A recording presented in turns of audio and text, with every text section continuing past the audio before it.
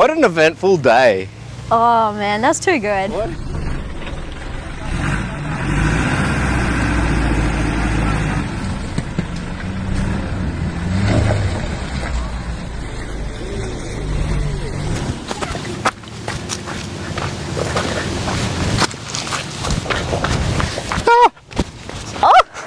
Interrupt this program with a brief tire escapee.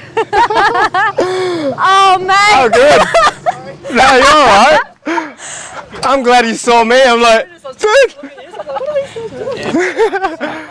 He's just chilling. So I'll just put it back on. Yeah. Just put it back on. What is it, wheel, mate?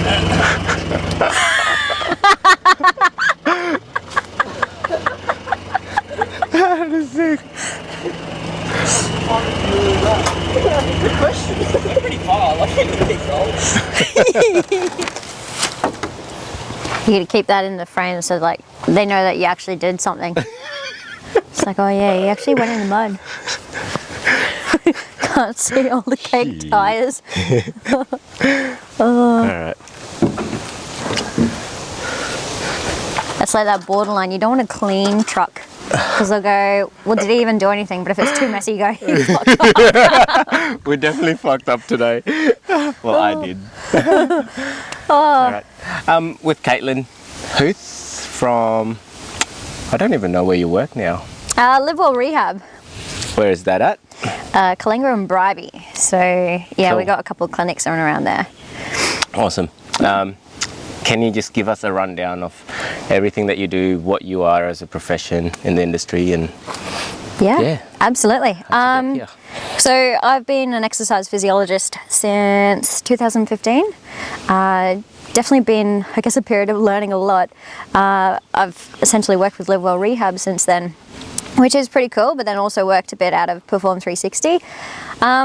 A lot of, well actually, I didn't even know what an ex-phys was until in my final year of the degree. Yeah. And I We'll went, get "Oh." into that because I think there's not actually many people who actually know what ex-phys Oh are. no, yeah, I would agree. Yeah, and so I guess finding a lot of my practices or learning what I like about it and all that sort of stuff has definitely been a bit of a journey and trialing. But I definitely have come to the point, like in the last 4 years or so, where I figured out a lot more of what why I really love this and why I'm so drawn to learning a lot more about physiology. And I guess that's a lot that not so much to do with, I guess, with the chronic health, but even just our, I want to say, general populations, which is all of us, I want to say normal people. We are living a life, I guess, where our physiology is not optimal at all. And so like a lot of people are kind of stuck in between the, oh, it's not great, but it's not bad, which is fine if it's not bad, but you know, it can be so much, it could be so much better. It could be so much better where... Optimal. Yeah. Optimal, which is essentially a word. I love to use the words like to thrive, right? Or to be robust. Yes. You know, so it's like, or another way I would talk about it is like raising your baseline. You think about where your baseline is going to be if you don't think you sleep well, you're not really eating to provide your body energy, you're not moving, your mental health is not really great, you're not really outside, you haven't really got a good baseline to deal with stress in general. Stress can be so many different things, right?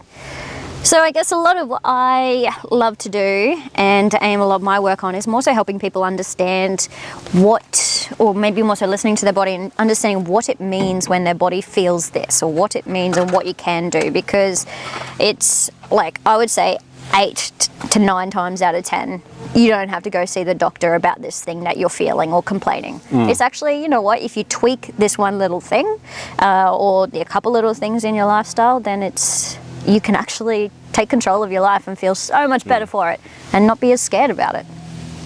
I actually think sometimes that if you have the tendency to just go to GP doctors, the outcome might be different. To get sent to maybe prescribed medication that you don't actually need. So figuring out the actual professional to see for certain type of things instead of just going to the GP. What are your thoughts on that, on people like regularly going to the GP, like instead of, you know, maybe seeking another alternative, maybe it's movement, maybe it's their dietitian, maybe, you know. Yeah, absolutely. I love that people do want to actually do something about it, and the GP has such, they're great. They are up on quite a pedestal though, and a GP we should see as they're the pathway, they're the channel, right? So they don't necessarily have the answers. They can sort of guesstimate in a way with their educated guess, but they should be more of a, I guess, a pathway to find someone who is suited more to that. And that's where I guess a lot of those band-aid approaches come in, because, you know, well, maybe if you're feeling this, we'll just give you this, and that stops you feeling that. Doesn't get to the root cause though. And so when that persists, or we don't really get the same sort of benefit, then that's where it should be, that referral pathway down.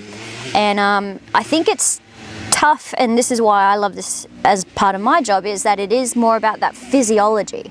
You know, you've got dietitian, they give you the food. You've got physio, they might give you a massage, give you some pain relief or something like that. But you don't really have somebody telling you about how physiology works and how your body is really primed to adapt to your environment. And that's where I think we come in a lot. Yes, there's the exercise part, but somebody needs to teach us all about how our body actually works, so we can work with it and not have it catching up with what our environment gives us. Can I just thinking about the people, can you just describe what physiology actually means for people who don't actually know what we're talking about? Oh, absolutely. It definitely is a confusing thing when you don't know too much about it, but think of physiology as the way your body works. And one of the biggest underlying factors, I would say, to how your physiology works, so how is more so about what sort of energy your body has. And when I talk about energy, I don't just mean, oh yeah, to bounce around and use your muscles.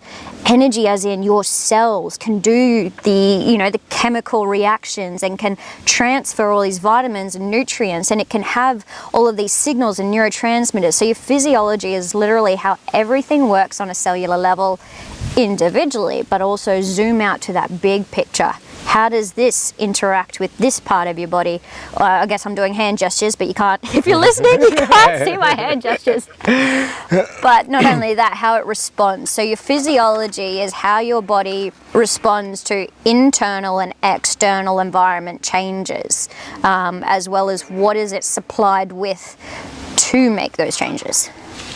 Beautiful. That's awesome. I love how you just mention internal and external factors on stress on the body, because I feel like that's something that well, I'm a trainer, so a lot of trainers don't take that into account in terms of really the only thing that a trainer have control over is the discussion between trainer and client as to the training program, which is the only variable that we can control.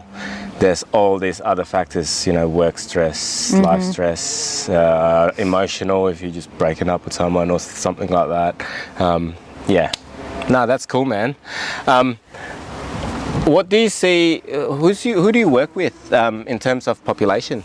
I get a great mix, which is awesome. So it's like a combination of, when I said the general population, I mean like people who are dealing with chronic diseases or illnesses, things like diabetes, heart disease, even just high blood pressure, all that sort of stuff, but also a lot of injuries and all that sort of stuff. So a mix of acute as well as the chronic, but what we tend to see with chronic, it's more of like a chronic pain management side of things. When I say management, I don't mean you just cope and put up with the pain. There's definitely ways that we can influence it.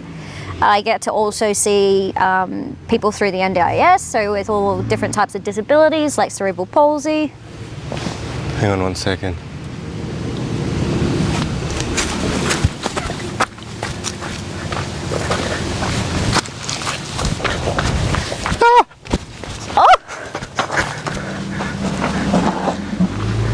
Did that come off his back?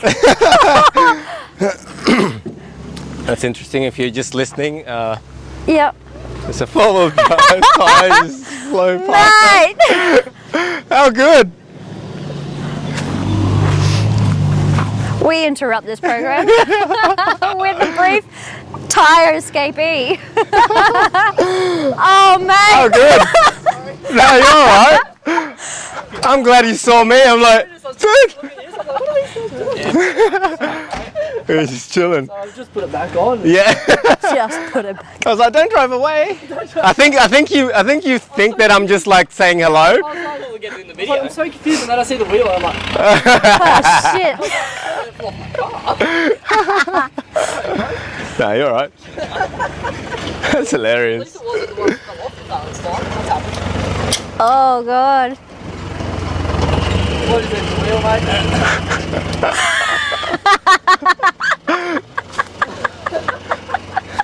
That is sick. Good question. We're pretty far. Like, in the big goals. Another ratchet on it, mate. Got another one? Yeah, I got that one. Put a little on that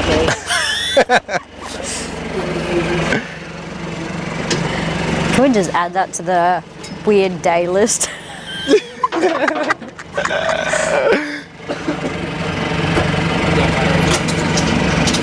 He's up on it.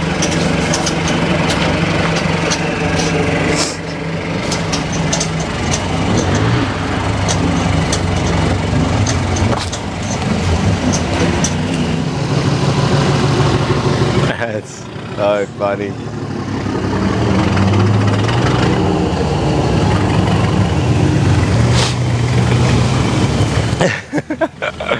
What an eventful day. Oh man, that's too good. What is an eventful day? I'm so surprised you saw that. Yeah, it was coming for my car. It's like a 35-inch tire coming towards my car. Yes, I saw that. Jeez.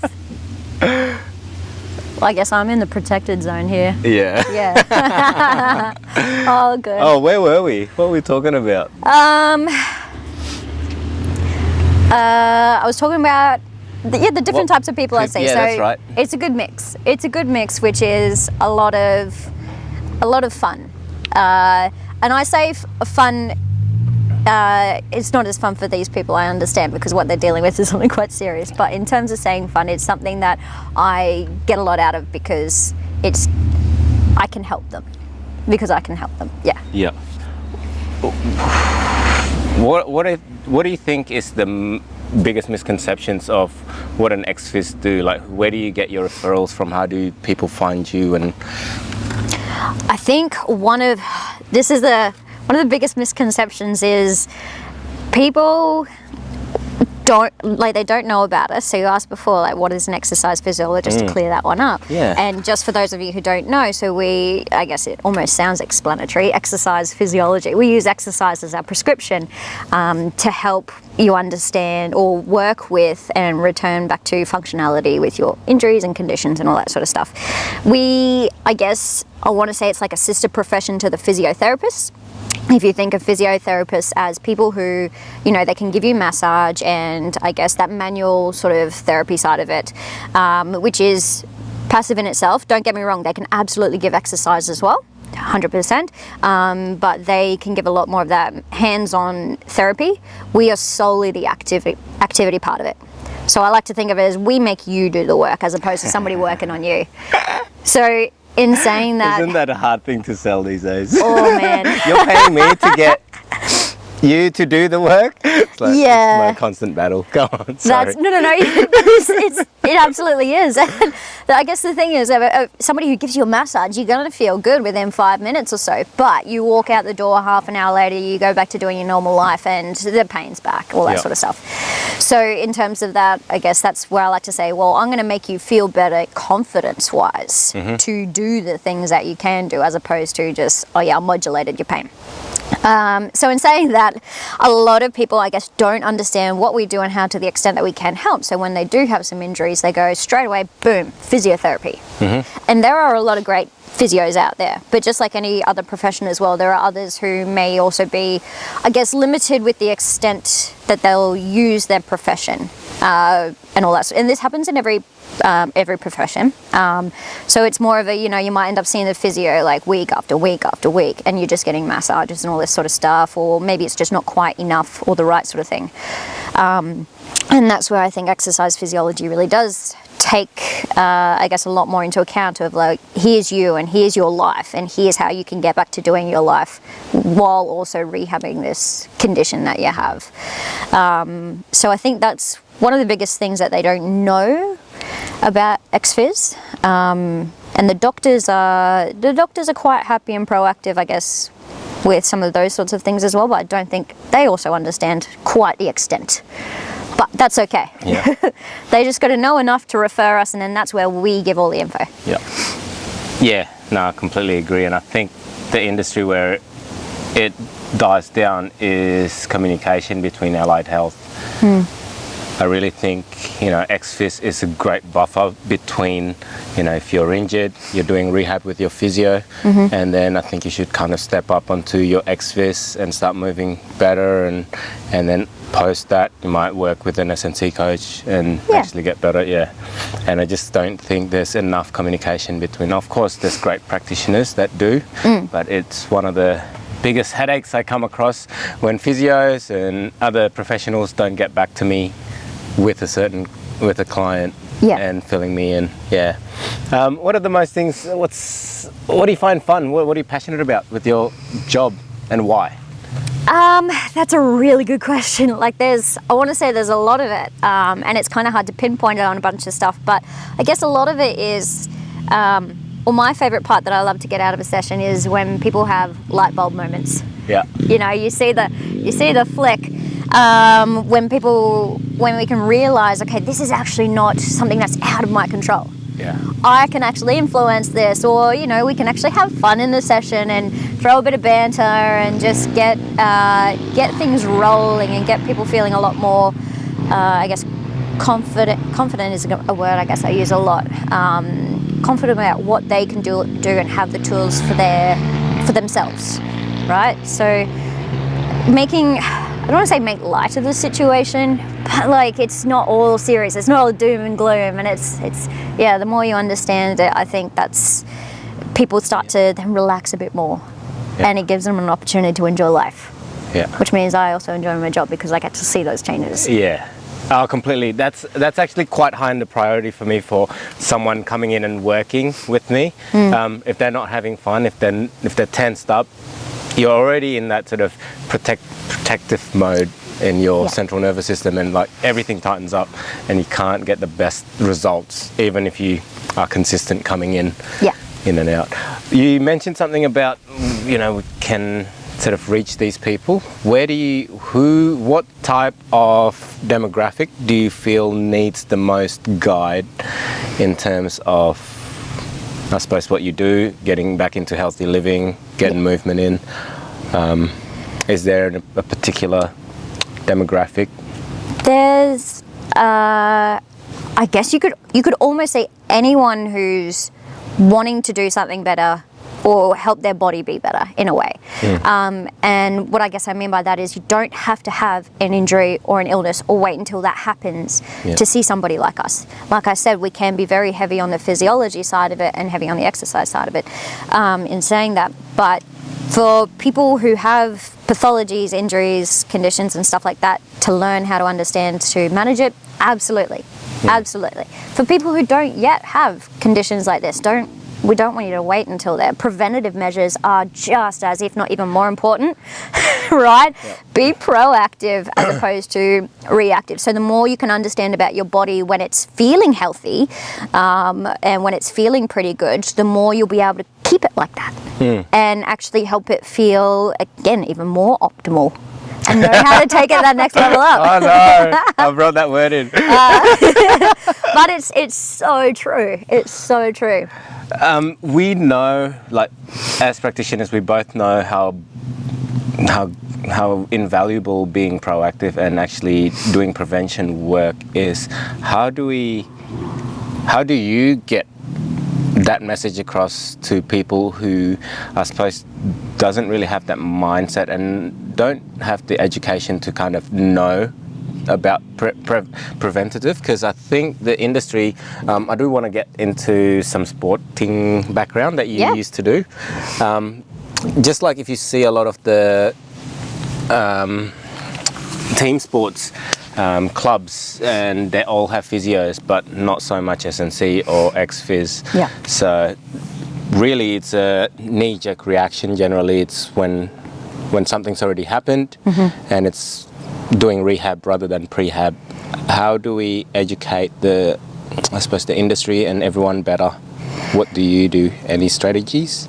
Yeah, actually, probably the biggest thing is lead by example, like 100%. You can tell people textbook, all this sort of stuff, and you know why it really happens. And it's like, yeah, we know this is good. We know we should exercise. I know we should do all these sorts of things.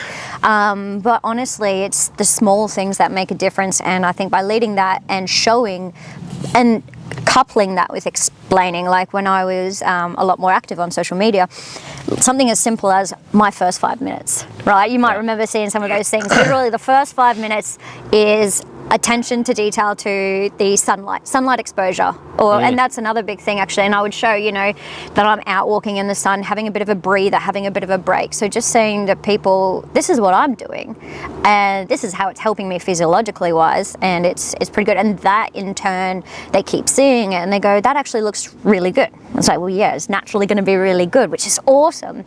So I found, okay, the more that I talk about it and the more that I lead it, the more I bring others with me. And then they start doing it out of their own free will. And I think they realize that this small difference, that first 5 minutes of the day, oh my gosh, I feel so much better. It's like, yeah, that feeds into so much more. And so on, yes. Oh, absolutely. That's awesome. It's not changing everything all at once. Literally just this, it's a natural signal. It doesn't require a lot of extra effort. Just keep your phone at the side of your bed, sun in the eyes, or go out for a bit. And it's just a super small thing like that. Yeah. Why have you dropped your social media presence? You put out a lot of good stuff, man. Yeah. Oh, thank you. Thank you. I think what everybody feels, it's a trap. It's a trap. It's a trap in itself. And I found, actually, it sort of tied in when, I don't want to say I went into like a little existential spiral. I started questioning, I guess, a few things about the way the world was going and what do I value for me, and trying to keep up with posting and the algorithm and all this sort of stuff. If I wanted to keep that going, it was taking, I guess, a full-time job. Yes! All right. That's what I weighed up, essentially. And I was like, you know what, I just really need to not. I just really need to not, because it's not necessarily the life I want to lead, which is so hard because that's where everybody is. It is, and they're the people that we need to reach and need to explain, hey, this is, you know, this is controlling our lives a bit. You know, you don't have to drop off fully. Don't get me wrong, like I'm still on there. I'm just not on there as much, and I'm not burning myself out trying to create aesthetic content that maybe 5% of people will read. They look at the graphic and go, that's great, cool, pass it on. And then that's kind of, well, that's the way I see it. But anyway. Yeah, okay. Tell me about, let's share about your sort of sporting background. I think you played AFL, didn't you? Yeah. Did you ever work with the team as a professional?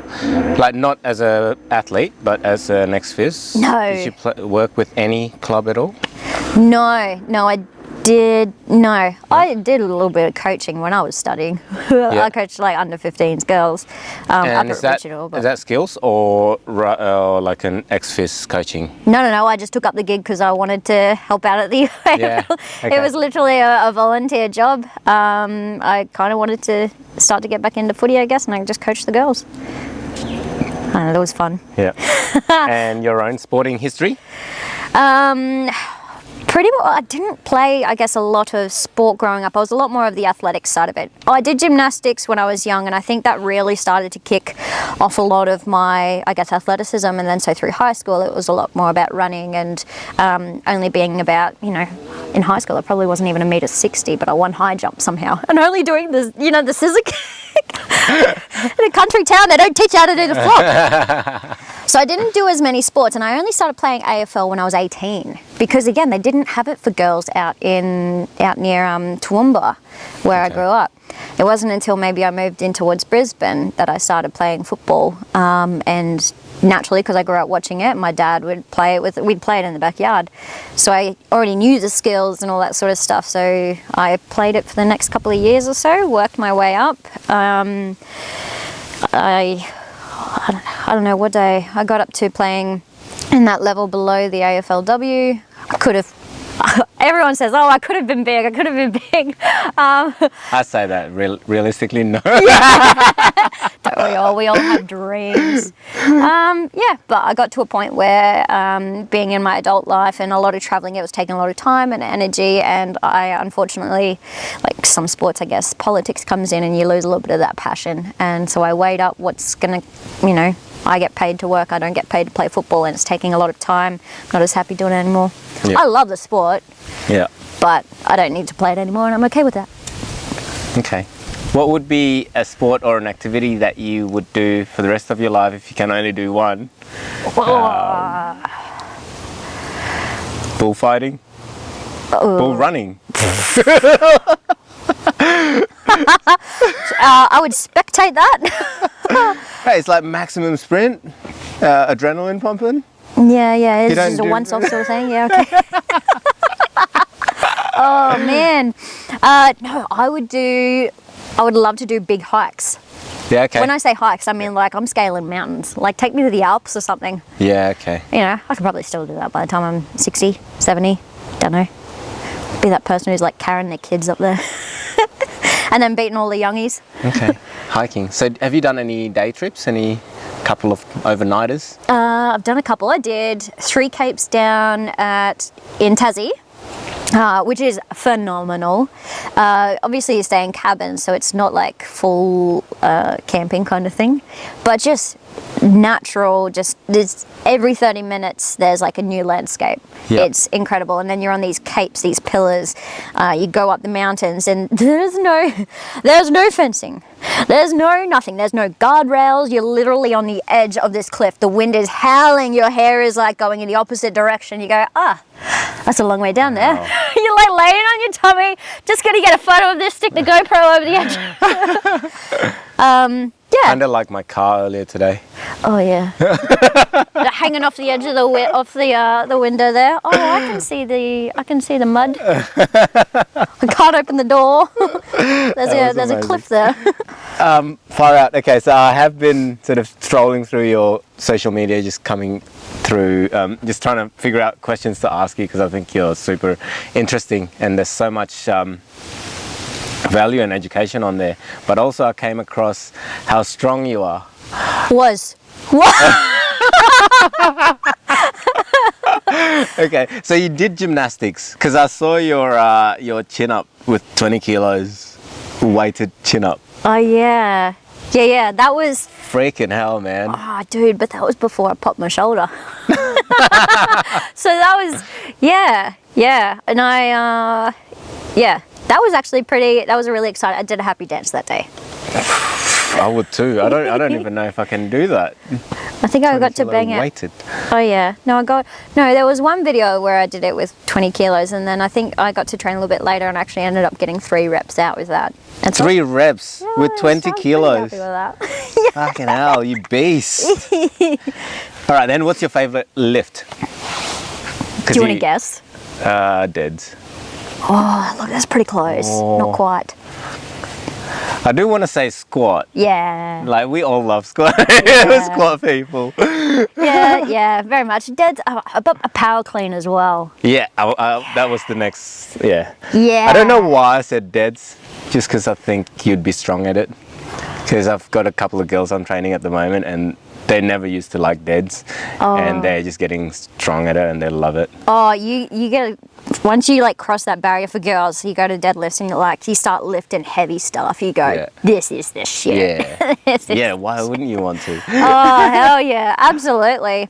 Nah, I do miss doing that. I'm slowly getting back into it. Yeah. What's training like for you now?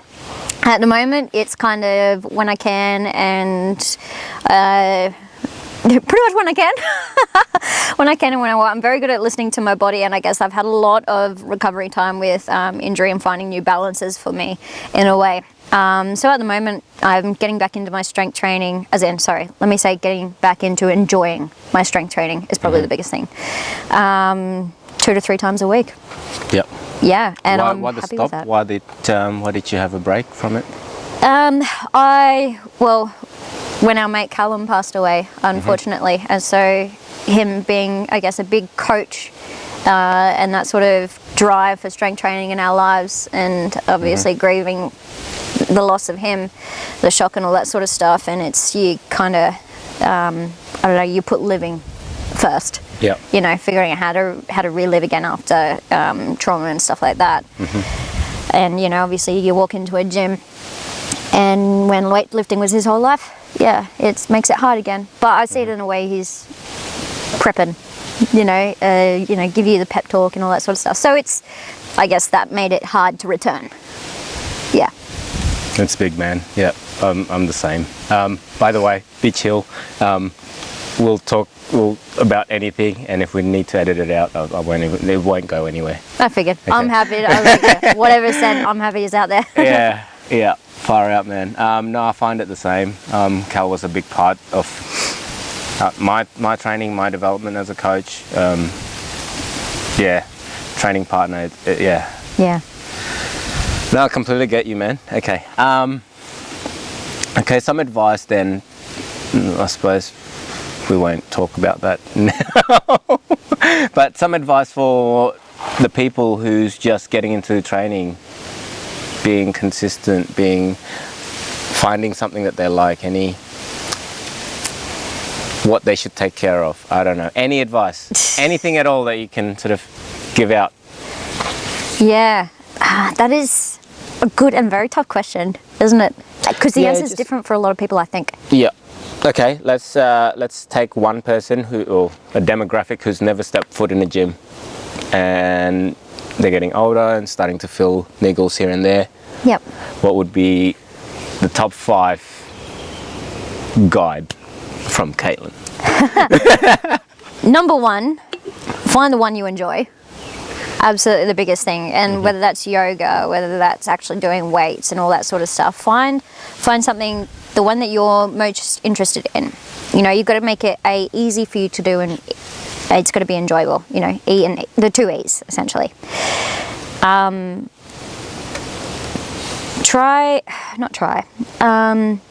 think it's best, and I would always encourage to learn about what it is you're doing, why you're doing it, and what you're doing it for, what it does for your body as well. Now, that doesn't have to be in depth, but something as simple as, let's say if you were going to start off with strength training, looking at going, okay, well, what should I be doing? You know, what are my foundation movements? You've got your squat, you got your lift, you got, push, pull, raise, carry, all those sorts of things. So it's like, okay, well, what's the least I can do for the greatest benefit? Yeah. Don't have to go in every day, do every single machine and all this sort of stuff. You can go in there and do like a handful of stuff. You've got a main compound and you've got a couple of accessories. You've got a few exercises where you control and all that sort of stuff. If you want to do cardio, do it in a way that you enjoy, but at the same time, try and learn, if you haven't got a PT or an EP, try and learn the structure of what is actually going to be beneficial for your body. Instead of just going, okay, I've got to do cardio. Let me go walk for 30 minutes on the treadmill. Because unless you're watching something, you're probably going to hate it and get bored as batshit. I would. Yep. And it's actually not really doing that much for your body, right? I guess a lot of that, one of the other biggest thing that I think gets a lot of underestimation is NEAT. NEAT, non-exercise activity thermogenesis, right? So non-exercise activity, any activity that's not exercise, thermogenesis is our body's ability to burn energy. So when you look at NEAT, so any movement you do throughout the day, you're getting dressed, having a shower, you're walking out to the car, you're carrying your bags of stuff, you're walking up into the office, all that sort of stuff. Thinking about how much you're doing of that throughout the whole day. If you don't add exercise into your day, that's fine. Focus on your NEAT. Maybe you walk a little bit more through the day. Maybe you reduce your sitting time, because I promise you that will have such a great impact on your metabolism and on your body's ability to produce energy and support itself, rather than, you know, if you have a full day where you're sitting still, you're not really doing too much, and then you try and add exercise on top of that. Start from the ground up. Just move a little bit more, or do something that doesn't keep you quite as still, or give yourself breaks, you know? Yeah, that was something that was very simple and that I just implemented into my own life when I started digging into this whole stuff. Just something as simple as parking not in front of the entrance at the shopping center, because we all have to go shopping center at some stage. It's like, it's as simple as parking at the end and then walking in, or taking the stairs instead of the escalator. Yeah. Absolutely. How about nutrition wise? Do you have any just simple guides? I know you're not a nutritionist, but you have a massive knowledge base.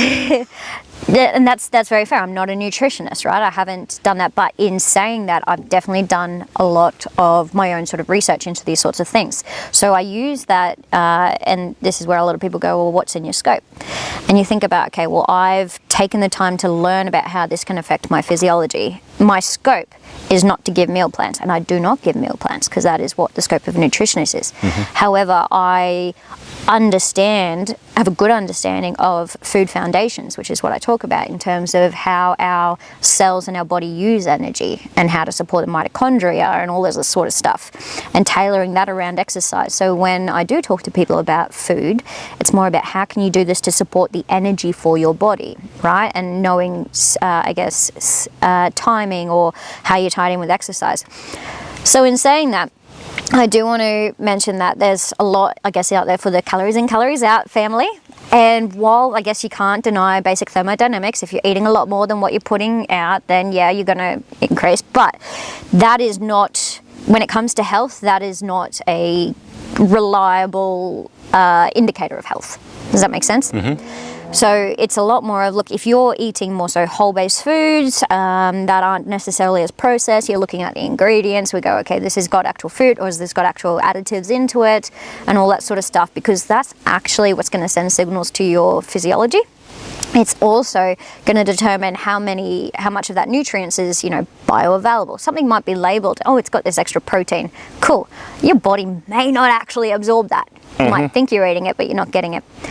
So in saying that, find foods that you enjoy. Find flavors and seasonings and all this sort of stuff. Like, experiment with it, that you enjoy, and try and stick to as many natural foods, I guess, as best as you can. And you'll find, once you find that balance and you recognize what your body likes, what it feels good with, and what it thrives off, you will have, a lesser tendency to overindulge, because it's not sending those signals. You know, these other foods are priming your body for, you know, dopamine hits. They want you to become addicted, and they actually tell your physiology to want more. Whereas if we eat, you know, good amounts of, you're looking at your carbohydrates. Do not discredit any major food groups, though, by the way. Nobody needs to actually fully cut out carbs or fats or proteins. But you got to find the balance. So sticking with what's best. One of the biggest tips I do have for food looking at as an energy source is making sure you're looking at how your energy intake matches your energy uptake. So I'm sure you and I, we're very top heavy. We're up early, we're doing stuff early, and then maybe the second half of our day is a little bit tapering down. The morning is when we need energy, because we're moving more, we're thinking more. Your brain uses a lot. Maybe it doesn't for some people, but it does for some people. Yeah, your brain uses a lot of energy. So looking at loading that up there, and that as a simple shift, it may not even be changing what you eat, it's just when you eat it. Suddenly, okay, I can concentrate more. Oh my God, I'm not hitting like a wall at 2 p.m, you know? You're feeling so much lighter and better. And I think another advice on that, I just want to elaborate. I think people just need to realize how they're feeling and when they're feeling. Yeah. I think a lot of the times it's just knowing that you're hungry. That's why you're hitting a wall. Yeah. Instead of, It's okay to eat regularly. Really is, yeah. Otherwise, your body kind of freaks out a little bit. You know, if eating significantly less really did lead to healthy adaptations, wouldn't most people be having those changes by now? Because everybody's tried eating less and it didn't really give us good changes, did it? Yeah. I think the biggest thing is just realizing what your body's feeling and starting to connect the dots as to what you're doing when you're feeling bad or good. Yeah. You're not being mad or having pressure on it. Like it's doing its best. It really is. It's doing. We just keep throwing shit at it. I know.